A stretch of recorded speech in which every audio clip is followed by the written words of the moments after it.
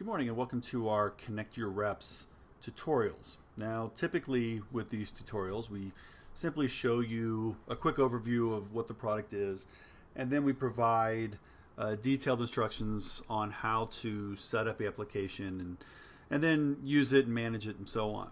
I thought I'd take a little bit different approach with Connect Your Reps and actually walk you through a typical workflow that your average salesperson, support rep, anybody out there who is doing online ad hoc web conference type meetings, just kind of show you what their typical process might look like, particularly somebody who is using Salesforce.com. So kind of the point of this exercise is to show you how much time can be wasted in kind of managing the mundane tasks of organizing and executing an online meeting for a salesperson. So let's keep a close eye on our clock here in the upper right hand corner so that we can identify exactly how much time is being wasted kind of managing this process. So in my scenario, I'm talking to Mr. John Kelly here, and I want to bring him into a meeting. Now, the typical rep out there would have to go navigate to their favorite web conferencing application. In my case, that's going to be Adobe Connect.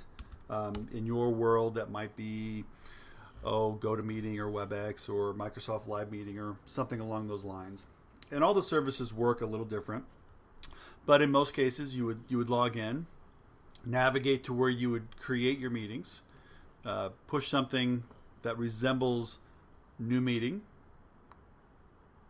and then we're going to give it a name. Maybe I want to call this Meet with John. I'm not going to worry about a custom URL or a summary. I'm not going to worry about any of the things that we see here except for the fact I want to finish and create the meeting room. Now in Adobe Connect, rooms remain perpetual, so we could continue to use the same rooms over and over again. So I wouldn't necessarily have to do this step in the Adobe Connect world, but with WebEx and GoToMeeting and a lot of the other services out there, you have to create a new meeting room instance each time you go to create a meeting. So in this scenario, I need to copy my URL. I'm going to open up my mail client, and I'm going to compose a new message. And I probably have John Kelly saved. I do. And I'm going to put a little subject in here, meeting link. And for the sake of time, I'm not going to enter a bunch of text, although most people, just for the sake of being courteous, would probably enter some sort of text. Now in this situation, I would probably hit send, but I'm not going to hit send. I'm just mimicking the process of sending out an email. So now I'm going to launch my meeting room. And simultaneously, my good friend here, John Kelly, is probably hitting send and receive with his email client. And when that's all done, he's going to get that link. He'll be able to click on it. And then I will have to walk him through how to get into the system. Again, if you're using something like a GoToMeeting or a WebEx, you probably have a little bit of extra time added here simply because they're going to have to install some software, maybe do a Java update or something like that. Since Connect is all Flash driven, my participants won't have to install any software in order to attend the meeting. So my process here is actually a little bit faster than what the average person might see with another technology. So now we're going to pretend that we've had our meeting. I'm going to go ahead and close down the meeting. And if I'm a salesperson or a support person, I can't just randomly have meetings. I'm supposed to actually document the meetings that I have had. So I'm going to come back to John Kelly's record in Salesforce. I'm going to come down to my activity history, and I'm going to log a call. And this will have been an online demo. This took place on the 30th. This was we'll call it a meeting. Maybe I showed John our new widget.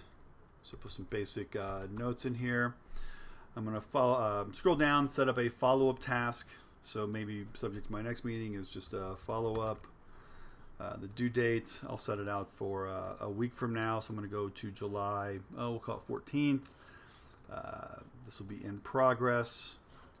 And I just need to follow up on widget demo. And then I hit save.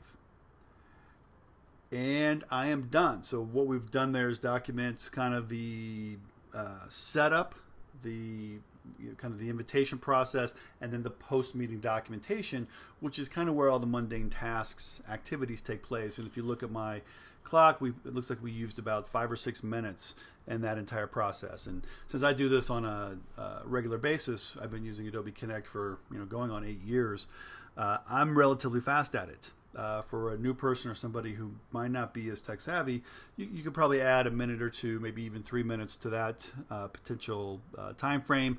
Again, if you're someone's using WebEx or GoToMeeting or Live Meeting and software has to be installed, you might even have to add another 5 to 10 minutes to that entire kind of setup process. So I think it's pretty safe to say that the average person spends anywhere from 5 to maybe 15 minutes in kind of these ancillary activities that support an online demo. And that is what the typical workflow would look like when trying to execute a web conference. Join us in our next tutorials where we show you how Connect Your Reps can take that 11 or 12 step process that we just showed you and reduce it down to a single step using a single button, and you can save your reps anywhere from 5 to 15 minutes. We'll see you in the next tutorial.